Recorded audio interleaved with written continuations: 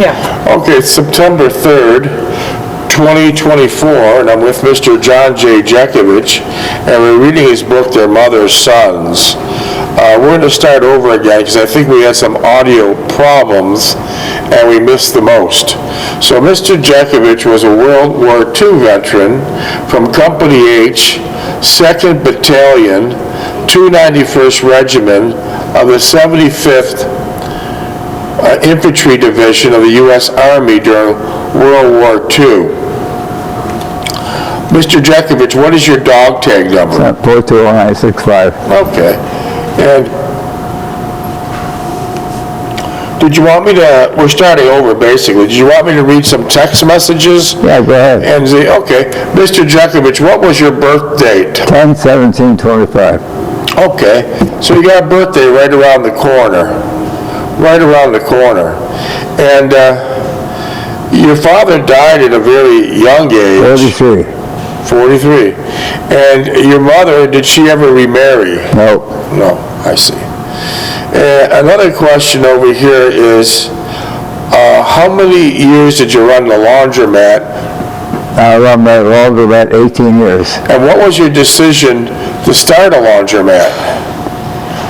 I wanted to do something outside my regular job. Something that was more flexible. Yeah, something that I could control myself. So you could be busy, make some money, and work at your own schedule. Yeah. Did your wife operate the laundromat with you? No. I see. I see. How far was the laundromat from the actual falls itself? I'd say about a mile. And at most nights, did you hear the roar of the falls? The roar of the falls, yeah. Amazing. It's been roaring for hundreds and hundreds of years, and it's still roaring. How far did you live from your laundromat? I lived on Orleans, which was near Hyde Park, and the laundromat was on 2nd, so that's about 15 blocks. I see. And when you got home at, say, 2 or 3 o'clock in the morning, and before you put your car in the garage, even at your house, were you able to hear the roar of the falls? At 3 o'clock in the morning, yeah. I see. So that must have been a really nice sign. When was the last time you were in Niagara Falls? Probably 25, 30 years. And what did you think of it? Run down. More better looking on the clean inside. It's always that. Always Yeah. South Falls always run down. So since you were a boy, it was a bustling city. It was actually a city, and it was known for the honeymoon capital of the world. Now they've lost so much population, it's considered a village. Yeah. It's considered a village. So when you were there 25 years ago, were you disappointed? Disappointed? By what you've seen 25 years ago of the city of Niagara Falls? Not, yeah, as compared to today? Oh, yeah. It's pretty bad, huh? Wow. That is really something. And how was the Canadian side? Canadian side is beautiful. I see. When you were a younger man, did you go to Canada on a regular basis? Do what? When you were a younger man, did you go to Canada on a regular basis? My mother, I took my mother probably Saturday for meat and that. But no, we went probably one week. Big duties? Yeah, she paid duty on her teeth too. How'd that happen? We were going back home and then they stopped us. We got anything to declare? And I said, no. And my mother said, I just had my teeth picked. Oh, okay. Step in this office, please. So your mother was excited. She got new teeth. Yeah. And she just couldn't hold it in. And when the customs agent, did you have anything to declare? She says, yeah, I got a new set of teeth. Yeah. And then what did he say from there? Find her and that was it. Token fine. I know, but still, an elderly lady's teeth were even taxed back then. Now they do it, in a minute, in a second's notice. So what else did you go to Canada for? We went to Quebec. What'd you do there? They had a big festival there for a while. We stayed there. We rented a cabin and everything else. We stayed a whole 2 weeks there. Was it nice? Oh, nice summertime. Yeah. Where else did you go in Canada? Went to,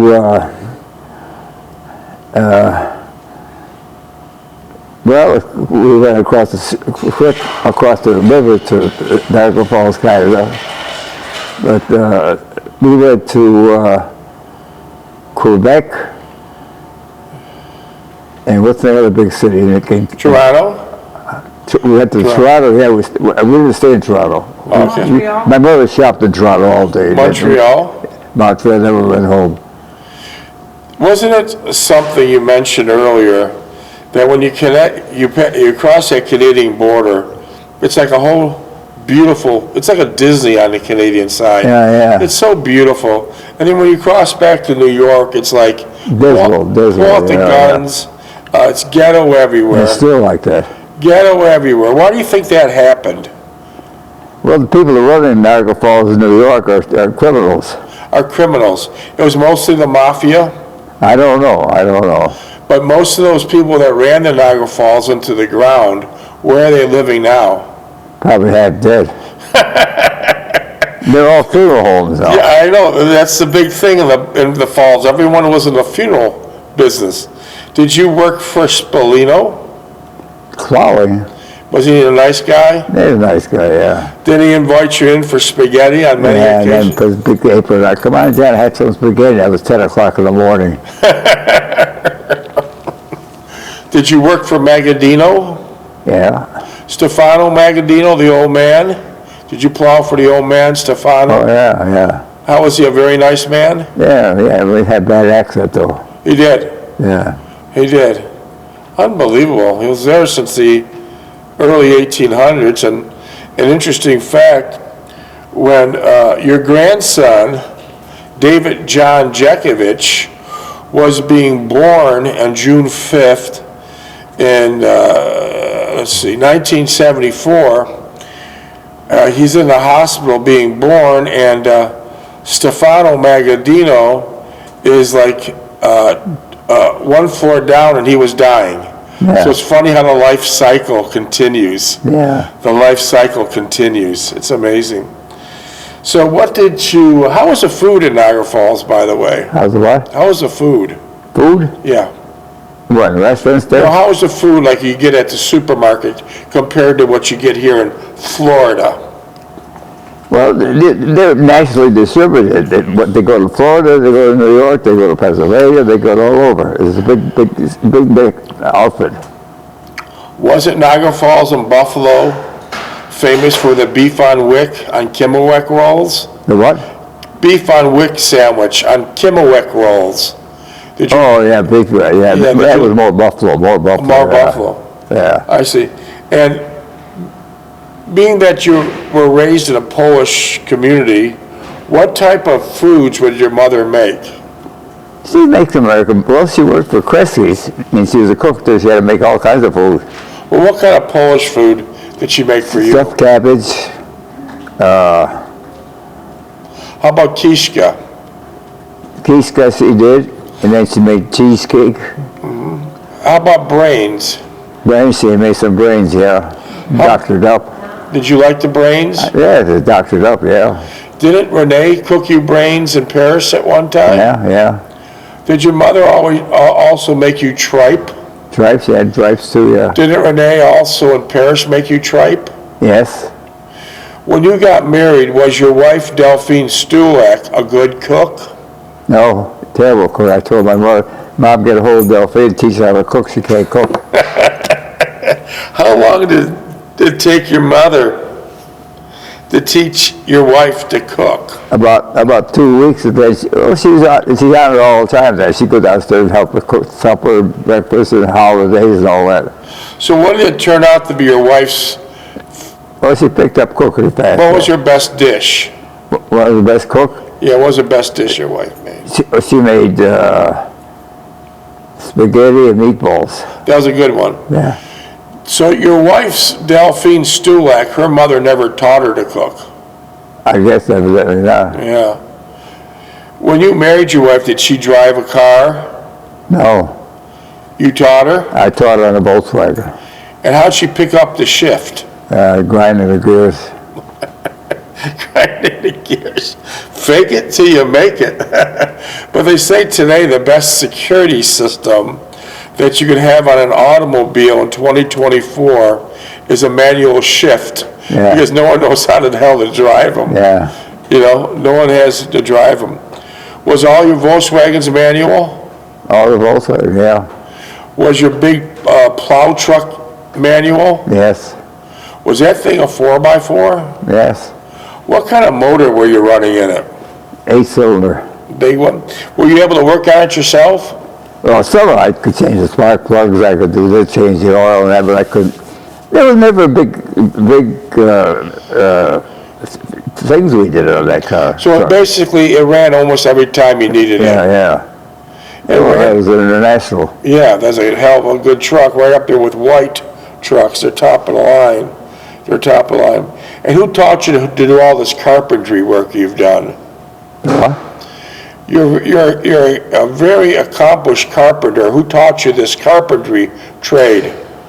To be a good carpenter, who taught you this? No, nobody. Well, I stayed with my uncle for a while. My uncle, he's jack of all trades. And what was your uncle's name? Uncle Andy. And who taught him? I guess himself. And what kind of work could your Uncle Andy do? He worked at sheet metal, worked for Croysdale, putting heat ducts in, dust ducts in, and I went with him in all the factories in Buffalo and Niagara Falls. And so that was your mother's brother. Yeah. Was he older than your mother? Yes. Well, how much older do you think? I say 2 or 3 years. I see.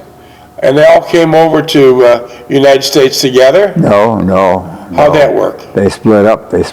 I think my mother came up by herself. She didn't know my father, and she didn't know my Uncle Andy. They all separate. They didn't know one another. I honestly said by mail.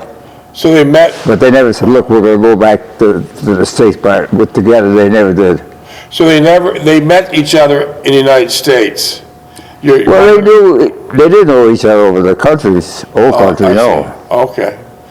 And when you were growing up in Niagara Falls, did many of the residents still speak Polish? It's Polish and Italian, yeah. But what did your father say to you about the language? He says when you're in the United States, you're talking American, and that's it, you're not talking anything else.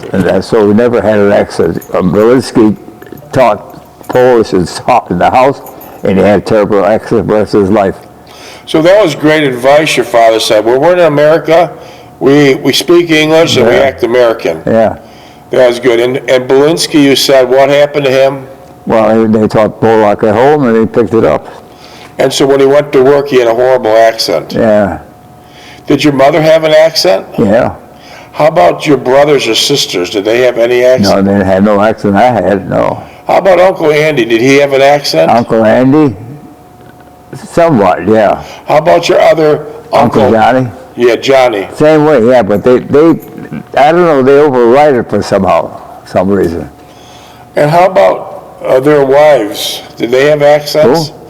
And Uncle Andy and Uncle Johnny's wives, did they have accents?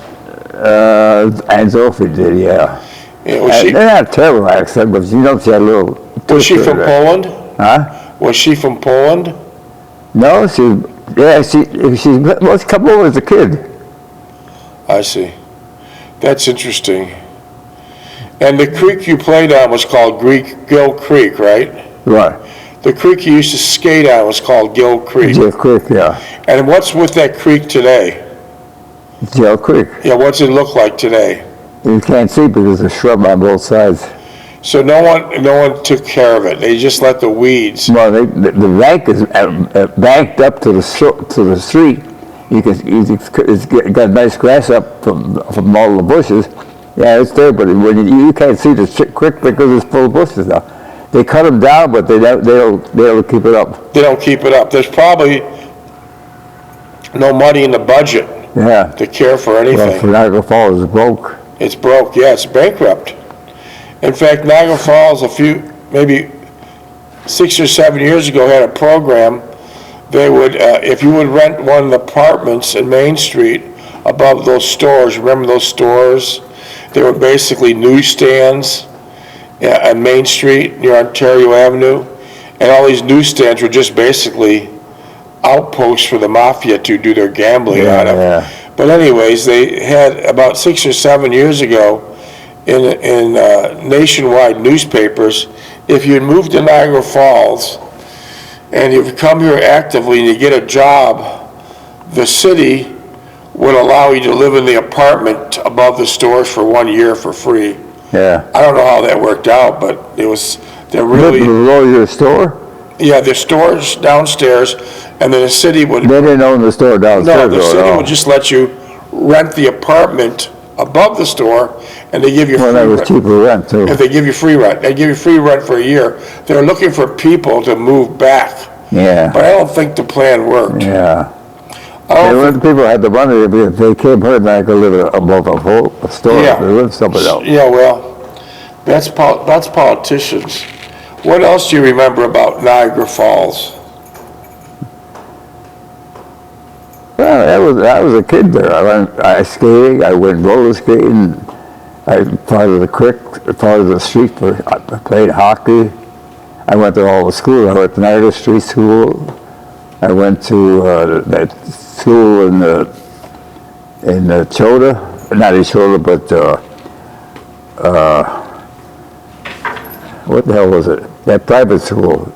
And then we went to church catechism every Wednesday night. What church did you go to? Holy Rosary, I see. And did your mother go to church often? every day. So your mother was a devout Roman Catholic? The what? Oh yeah, yeah. How about your father? He went to church with her, but he didn't do any prayer. I didn't see him any prayer. I never seen him laying like my mother in front of the bed. Your mother be saying the rosary? Yeah, I seen him pray rosary every day. What do you remember about the grounds of Holy Rosary Church? How was Monsignor Ormsby living, and how were the nuns living? Well, the Monsignor, before they built that house for him, lived as bad as the nuns did. But then somebody got the idea to build him a big rectory, so we had a big house on 27th and Niagara. And what type of servants did he have? Well, he had a maid, a secretary, housekeeper, and a cook. I see. And the nurses and the nuns had the same crappy house, and they did their own cooking. So then on the other side of the parking lot was a convent, and you were there many a time. Describe what the convent looked like inside. For the nurse, Of the maids, excuse me, of the nuns.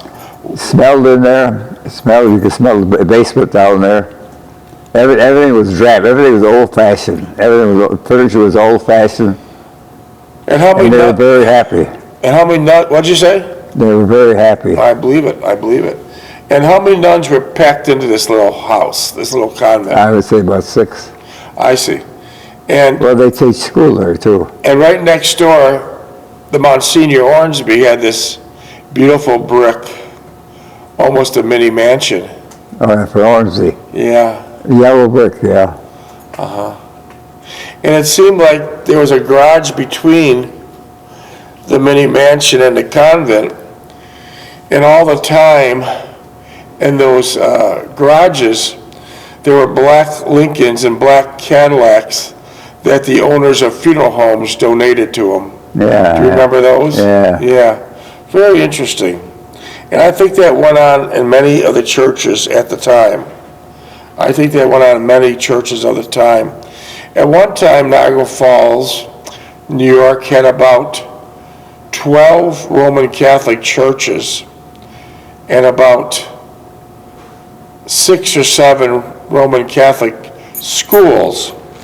And in fact, some of the churches were so close, they were only like 500 yards away from each other. Now they're down to no schools and one Catholic church in the whole village. Yeah. That's it, they lost it all. Now the kids in the public schools got to go to catechism after school Yeah. if they want to be a Catholic. Right. So that's the church you used to go to, as Our Lady of the Rosary. Yeah.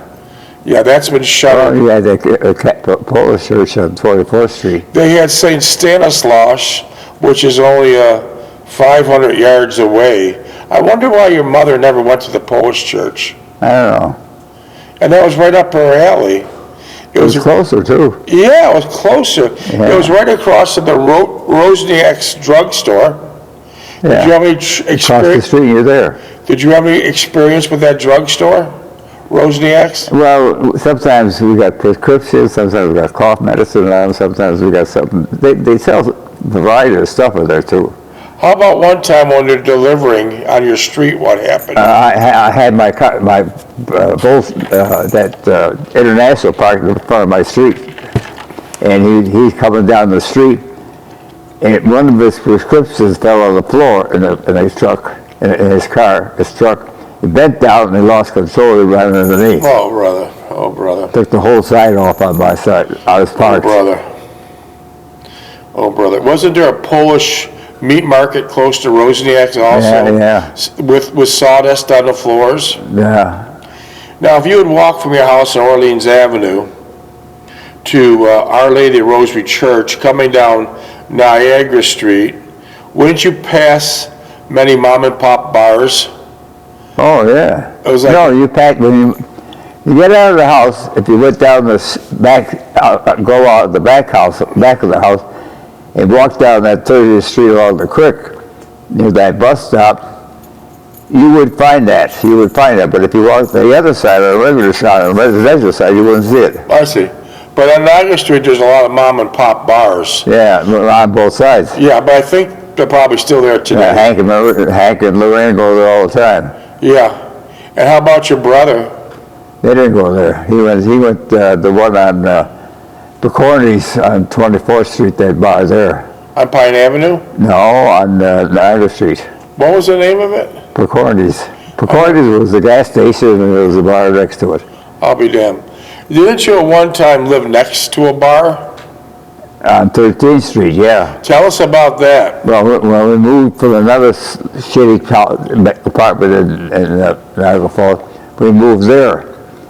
And we moved next door to a bar. And we lived next, in the summertime, we opened the window, and they opened the window there. You could smell the bar for the cellar, and you could smell the bar for the house. Do you think that could be one of the reasons why you never drank today? No, I didn't.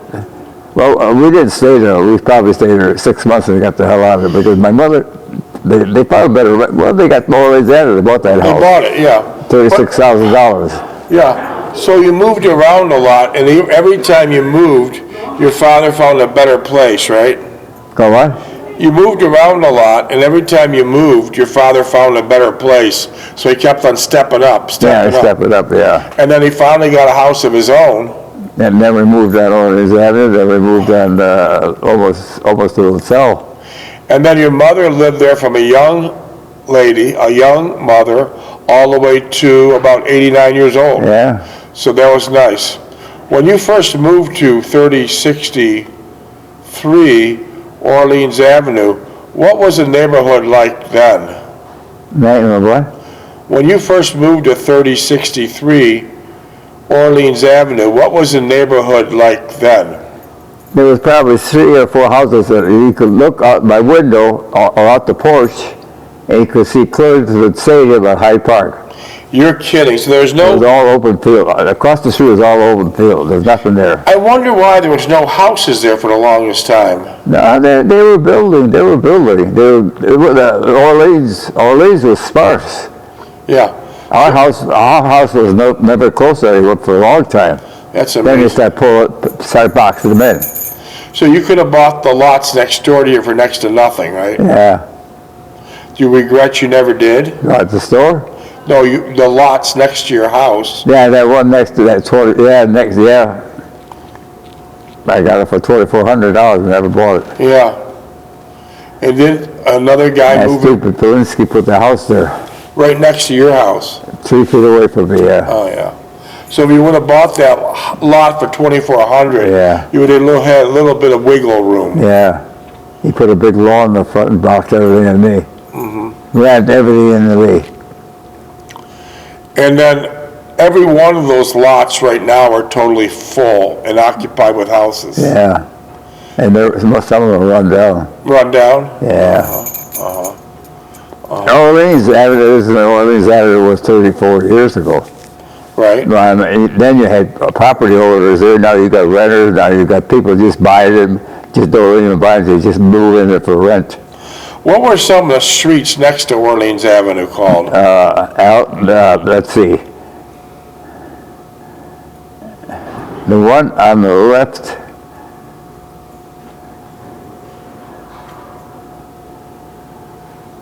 what the hell was that? Allison, Allegheny or some street, and the one on the right was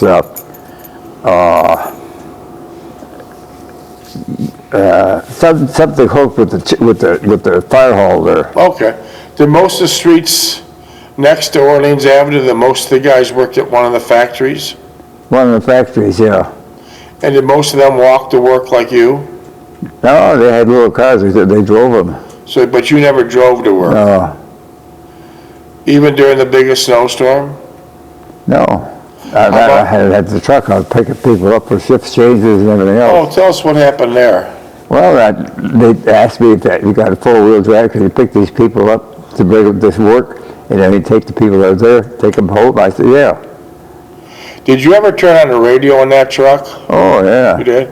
How about, did you ever have the heater on in that truck? Oh, yeah. Okay. That thing would throw heat right away. That Volkswagen, you had to go 90 miles an hour to get any heat.